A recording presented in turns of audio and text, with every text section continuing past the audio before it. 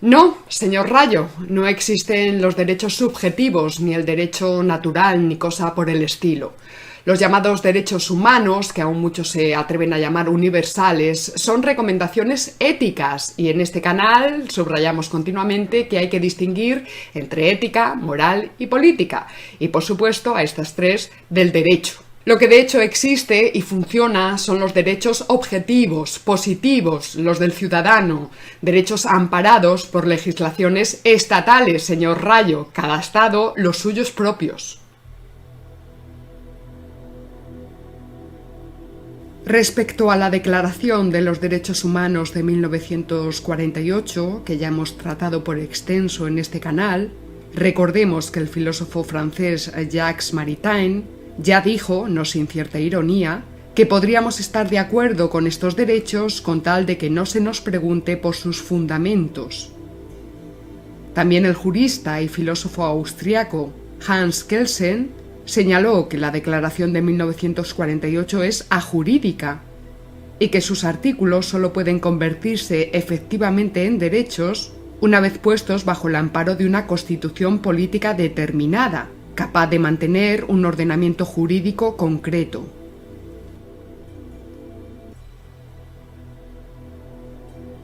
Esto quiere decir que no cabe hablar de derechos humanos, sino de derechos ciudadanos, es decir, solo cabe hablar de los derechos junto con sus deberes que tiene un ciudadano al vivir dentro de los límites de un determinado Estado.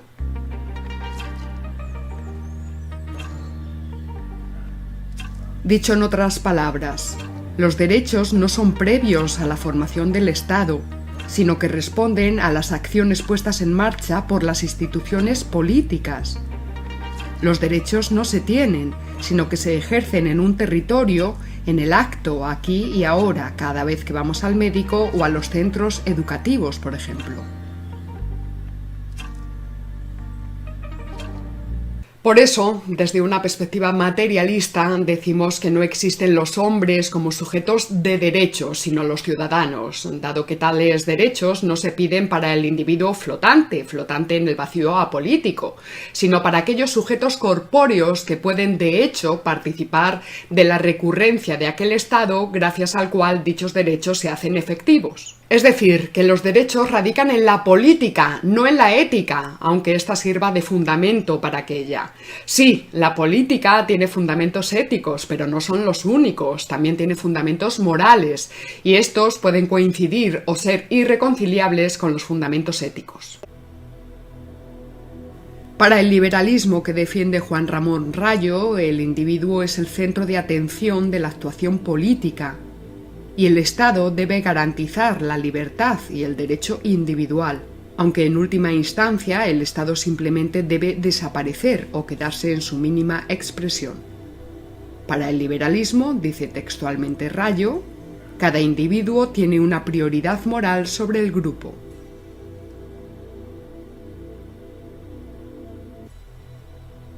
Para los liberales, por tanto, cada individuo tiene una prioridad moral sobre el grupo. Los derechos individuales se reconocen y se instituyen socialmente para proteger al individuo, a cada individuo, frente a otros individuos y también frente a las agrupaciones de otros individuos, incluyendo entre esas agrupaciones a la agrupación en forma de comunidad política. Es en ese sentido en el que algunos hablamos de soberanía individual, de sujeto de derecho frente a otros individuos y frente al conjunto de los individuos agrupado en la comunidad.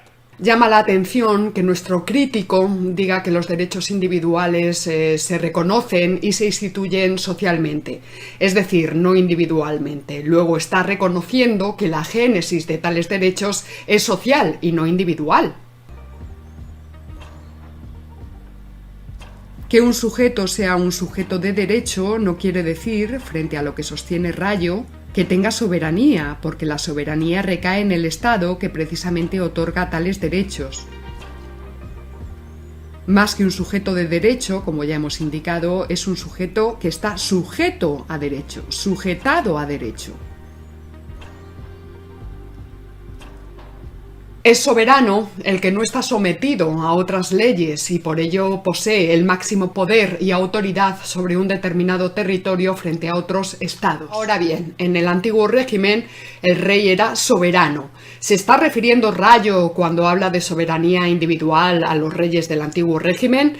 No parece el caso, evidentemente, pues él mismo, lo quiera o no, habla desde la plataforma de la nación política, donde llamar al rey soberano es crimen de lesa patria y una vuelta al antiguo régimen es sencillamente imposible. Se podrán sufrir transformaciones y llegará a algo parecido, pero no al antiguo régimen de hace 2 siglos. Entonces, tal soberanía a la que se refiere Rayo, ¿estaría esa soberanía dentro de nosotros?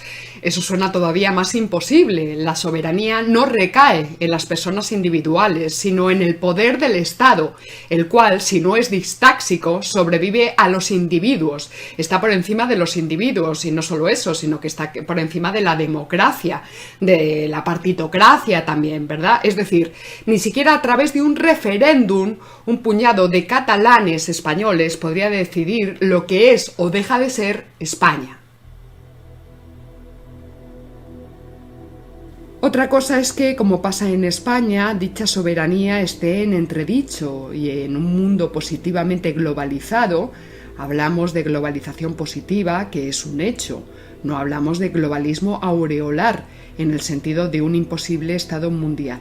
Pues bien, como decimos en España, otra cosa es que España esté perdiendo poder, no ya solo por la traición de los politicastros del régimen del 78, sino también por la infiltración de multinacionales al servicio de otros estados, fundamentalmente el estadounidense, el británico, el francés y el alemán, desmantelándose así el tejido industrial, que en buena parte se levantó en España durante el satanizado franquismo.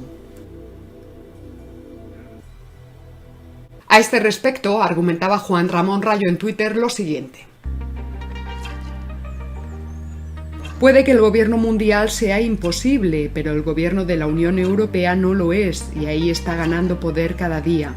A lo que yo respondí, abrimos comillas: la Unión Europea es un proyecto de hegemonía política de Alemania, que se encuentra en dialéctica muy agresiva con otros estados europeos y con otras plataformas continentales.